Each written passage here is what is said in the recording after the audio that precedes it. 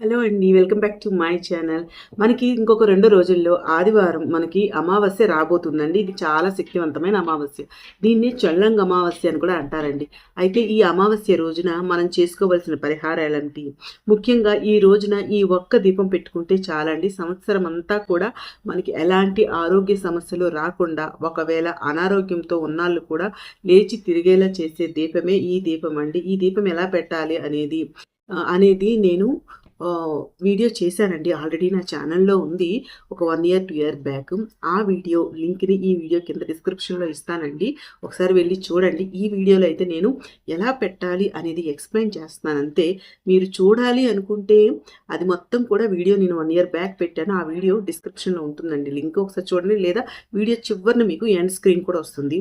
లేదా పైన కార్డ్స్ కూడా వస్తాయి. మీరు ఒకసారి చూడండి. లేదు మీకు తెలుసు జస్ట్ వింటే సరిపోద్ది అనుకుంటే నేనైతే ఇప్పుడు వివరిస్తానండి ఎలా పెట్టాలో చూడండి. అలాగే నీటిలో ఈరోజు ఒక్కటి వేస్తే చాలండి. చాలా సమస్యలు తీరుతాయండి. సంతానం లేని వాళ్ళు కూడా చేస్తే ఇది సంతానం కలుగుతుందండి. అయితే వాటర్‌లో ఏ వస్తువు వేయాలి? ఈ అమావాస్య రోజున పాటించవలసిన పరిహారాలు ఏమిటి? అమావాస్య తిథి ఎప్పటి నుంచి ప్రారంభమై ఎప్పటి వరకు ఉంటుంది అనే విశేషాలన్నీ కూడా ఈరోజు వీడియోలో నేను షేర్ చేస్తానండి. ముఖ్యమైన విషయాలు మాత్రమే చెప్తానండి. వీడియో మొత్తం చూడండి. ప్లీజ్ లైక్ చేసి వీడియోని చూడటం స్టార్ట్ చేయండి. చాలామందికి వీడియో రీచ్ అవుతుంది. పుష్యమాసంలో వచ్చే అమావాస్యని చొల్లంగి అమావాస్య లేదా మౌని అమావాస్య అంటారండి. ఈ అమావాస్య ఆదివారం రావటం చాలా విశేషం అన్నమాట. ఆదివారం అమావాస్య వస్తే చాలా శక్తివంతమైన అమావాస్య అని అర్థం అండి.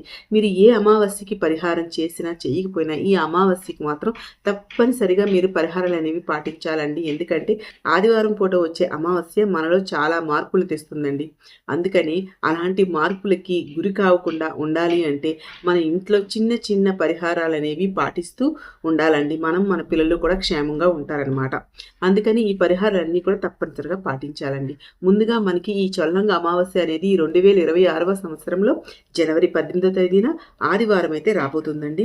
ఇక అమావాస్య గడియలు అయితే ఎప్పటి నుంచి ప్రారంభమై ఎప్పటి వరకు ఉంటాయంటే జనవరి 17వ తేదీన శనివారం రాత్రి 11:58 ప్రారంభమైన అమావాస్య తిథి జనవరి 18వ తేదీ రాత్రి 1:17 వరకు ఉంటుందండి. అంటే ఆదివారం పూర్తిగా ఉంటుంది. రోజంతా కూడా మనకి అమావాస్య ఆదివారం ఉంటున్నాయండి. ఈ అమావాస్యతో మనకి పుష్యమాసం అనేది ముగుస్తుందండి. మనకి మాఘమాసం అనేది స్టార్ట్ అవుతుంది. అంటే శుభకార్యాలు చేసే మాసం అనేది, పెళ్ళిళ్ళు చేసే మాసము, ఇంకా గృహప్రవేశాలు ఇలాంటివన్నీ చేసుకుంటాం కదా. ఆ మాఘమాసం అయితే మనకి స్టార్ట్ అయిపోతుందండి. మాఘమాసంలో చాలా ముఖ్యమైన పండుగలు అయితే ఉన్నాయండి మనం చేసుకునేవి. ఈ పండుగల వివరాలు అన్నీ కూడా మళ్ళీ ఒక వీడియో చేస్తానండి. ఎప్పుడు ఏమొస్తున్నాయి అనేది మీరు ఆ వీడియోని కూడా చూడండి. ప్రతి అమావాస్యకి పరిహారాలు మనం చేయాలండి. పరిహారాలతో పాటు లక్ష్మీ అమ్మవారిని కూడా మనం పూజిస్తాం. అయితే ఈ చొల్లంగి అమావాస్య రోజున మాత్రం లక్ష్మీదేవి అమ్మవారితో పాటు స్వామివారిని అంటే విష్ణుమూర్తిని కూడా మనం పూజించాలండి. ఎందుకంటే ఈ చొల్లంగి అమావాస్య రోజున ఆ విష్ణుమూర్తి స్వరూపమైనటువంటి శ్రీ వైద్య వీర రాఘవ స్వామిగా అవతరించారండి. మనకి సంపూర్ణమైనటువంటి ఆరోగ్యాన్ని ప్రసాదించడానికి స్వామివారు అలా అవతరించారనమాట. ఈ స్వామివారు శయనించి ఉంటారండి. మీరు వీడియో పెట్టాను, ఆ వీడియోలో చూడండి.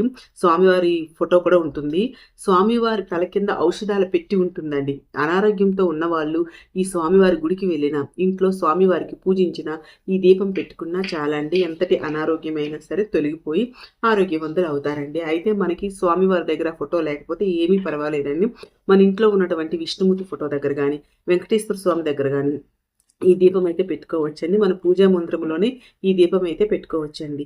అయితే దీపం కోసం ముందుగా పిండిని అయితే రెడీ చేసుకోవాలండి. పిండిని ఎలా తయారు చేయాలంటే ముందుగా ఒక మిక్సీ గిన్నె తీసుకొని దాంట్లో కొద్దిగా బియ్యం పిండి అయితే వేసుకోవాలండి. మీ దగ్గర ఆల్రెడీ బియ్యం పిండి ఉన్నట్లయితే బియ్యం పిండి వేసుకోండి. లేదంటే కొద్దిగా బియ్యాన్ని కడిగి ఆరబెట్టిన తర్వాత ఆ బియ్యాన్నైనా వేసుకోవచ్చండి. తర్వాత దాంట్లోకి కొంచెంగా పంచదార వేసుకోవాలండి. పంచదార వేయొచ్చు, లేదా మన దగ్గర పటిక బందారు ఉన్న కూడా వేసుకోవచ్చండి. సో ఇవి వేసుకోవాలండి. షుగర్ తినము అనుకునే వాళ్ళు బెల్లం కూడా వేయొచ్చండి. వీటితో పాటుగా 2 కానీ 3 కానీ యాలకులు కూడా వేసుకోవాలండి. ఇవన్నిటినీ కూడా ఇంతే క్వాంటిటీలో వేయాలని లేదండి. మీకు ఎంత కావాలంటే మీకు ఎంత సరిపోతుందో అంత వేసుకోవచ్చండి. మనం ఇక్కడ ఒక దీపమే పెడతామండి. అందుకని మరి ఎక్కువ చేసుకో అవసరం లేదండి. కొంచెం చేస్తే సరిపోతుందండి. ఎక్కువ చేసుకోకండి. ఇప్పుడు వీటన్నిటిని కూడా మిక్సీ పట్టుకోవాలండి. మెత్తని పౌడర్గా చేసుకోవాలండి. దీంట్లో యాలకులు వేసాం కదండి, మూత తీయగానే మంచి వాసన వస్తుందండి. మీరు చాలా బాగుంటుందన్నమాట ఆ వాసన అనేది. ఇలా పౌడర్ చేసుకున్న తర్వాత దీంతో దీపం ఎలా పెట్టాలనేది నేను వీడియో చేశాను, ఒకసారి చూడండి. ఇప్పుడైతే ఎక్స్ప్లెయిన్ చేస్తాను. ఆరోగ్యమే మహాభాగ్యం అంటారు. ఆరోగ్యం ఉంటే మనకు అన్నీ ఉన్నట్టే కదండి. మీరు ఈ దీపాన్ని మీ పూజా మంత్రంలో 18వ తేదీన ఉదయం వేళల్లో కానీ సాయంత్రం వేళల్లో కానీ ఎప్పుడైనా సరే మీకు వీలైనప్పుడు వెలిగించుకోండి. ఇంట్లో ఉన్నవాళ్ళు ఎవరైనా పెట్టుకోవచ్చండి. ఒకవేళ మీకు ఏదైనా కారణాల వల్ల కానీ ఆటంకం వల్ల కానీ ఆడవారికి కుదరకపోతే ఇంట్లో ఉన్న మగవాళ్ళ చేతైనా ఈ దీపాన్ని పెట్టించండి, ప్రయత్నించండి. అలా కూడా మాకు కుదరదు అనుకుంటే నెక్స్ట్ వచ్చే అమావాస్యకి స్వామివారికి పూజ చేసుకొని ఈ దీపాన్ని అయితే పెట్టుకోవచ్చు అనమాట. అయితే మనం ముందుగా తయారు చేసుకున్నటువంటి పౌడర్ ఉంది కదండి, ఈ పౌడర్తో పిండి ప్రమిదలు చేస్తాం కదండి, అలా చేయకూడదండి. వీటిని పొడి పిండితోనే దీపం వెలిగించాలి. అయితే ఆ పిండిని ఒక ప్లేట్లో కానీ బౌల్లో కానీ వేసుకొని ఆ పిండి మధ్యలో గుంతలా చేయాలన్నమాట. వేసి దాంట్లో ఆవు నెయ్యి వేసుకోవాలి. మిగతా ఏ నూనె వేయకూడదండి, పిండి పీల్చేస్తుంది నూనె వేస్తే. అందుకని ఆవు నెయ్యి మాత్రమే వేయాలి. కొంచెం వేసుకోండి. ఆవు నెయ్యి అయిపోయిన తర్వాత కొంచెం అయిపోతుంటే కొంచెం కొంచెం యాడ్ చేసుకుంటానండి. ఇంట్లో పువ్వొత్తు పెట్టుకోవాలండి, కుంభవొత్తులు అంటారు కదా, ఆ ఒక ఒత్తు తీసుకొని మధ్యలో ఇలా పెట్టుకోవాలన్నమాట. మీరు వీడియో ఒకసారి చెక్ చేయండి, అర్థమైపోతుంది. ఇలా వెలిగించుకొని దాని ఏకహారతో దీపాన్ని వెలిగించాలి. ఈ పిండి దీపం దగ్గర కూడా కొంచెం పసుపు, కుంకుమ, అక్షింతలు, పువ్వులు వేసి అలంకరించాలండి. దీపం అలంకరించి దండం పెట్టుకోవాలి. కొంచెం సేపు ఆ దీపం దగ్గర కూర్చొని దీపం వైపు చూస్తూ ఆ స్వామివారి అష్టోత్తరాలు, సహస్రనామాలు, గోవిందనామాలు, మీకు ఏ నామం వస్తే ఆ నామం చదువుకొని, ఏమీ రాకపోతే శ్రీ వైద్య వీర రాఘవ స్వామియే నమో నమః అని 108 సార్లు అనుకోండి. లేదా ఓం నమో నారాయణాయ అని 108 సార్లు అనుకోండి. ఈరోజు ఈ దీపం పెట్టుకోవడం వల్ల మనకే కాదా మన ఇంట్లో ఉన్న సభ్యులకు కూడా అనారోగ్య సమస్యలన్నీ తొలగిపోతాయండి. ఇంకా ఈ దీపం కొండెక్కిన తర్వాత దీంట్లో ఉన్న ఒత్తి తీసేసి ఈ పిండిని మనం పాలతో కానీ నీటితో కానీ కలుపుకొని ఉండలా చేసుకొని ప్రసాదంగా తీసుకోవచ్చండి. లేదా ఆవుకు పెట్టేవచ్చు, లేదా పక్షులకు పెట్టవచ్చు, లేదా ఎవరికైనా ప్రసాదంగా పంచిపెడితే కూడా మంచిదేనండి. మీకు ఏది వీలైతే అదైతే చేసుకోండి దీపం కొండెక్కాక. ఇంకా ఇంకా ఈరోజు నీటిలో ఒక్క పదార్థం వేస్తే కోరికలని నెరవేరుతాయని చెప్పాను కదా, అదేంటంటే స్వామివారి గుడిలో ఒక కోనేరు ఉంటుందండి, ఒక పుష్కరిణి ఉంటుంది. అది చాలా శక్తివంతమైన పుష్కరిణి. ఆ పుష్కరంలో ఒక పదార్థం వేస్తే మనం కోరిన కోరికలన్నీ తీరుతాయంటండి. అలాగే సంతాన భాగ్యం కూడా కలుగుతుందని అంటారండి. ఆ పదార్థం ఏంటి అంటే, దానికంటే ముందుగా ఆ పుష్కరిణిని మనం ఇంట్లోనే ఎలా ఏర్పాటు చేసుకోవాలనేది నేను చెప్తానండి. ఒక ఇత్తడి పాత్ర కానీ ఒక రాగి పాత్రతో కానీ కొంచెం నిండుగా నీళ్ళు తీసుకోండి. ఈ నీళ్ళు తీసుకొని దాంట్లో కొంచెం పసుపు, కొంచెం కుంకుమ, అక్షింతలు వేసుకోవాలండి. కొంచెం కొంచెం వేసుకోండి. అలాగే తప్పనిసరిగా దాంట్లో తులసి దళం అయితే వేసుకోండి. ఆ నీటిలో చెయ్యి పెట్టి గంగా గంగా గంగా అని 3 సార్లు అనుకొని గంగాదేవిని ఆహ్వానించండి.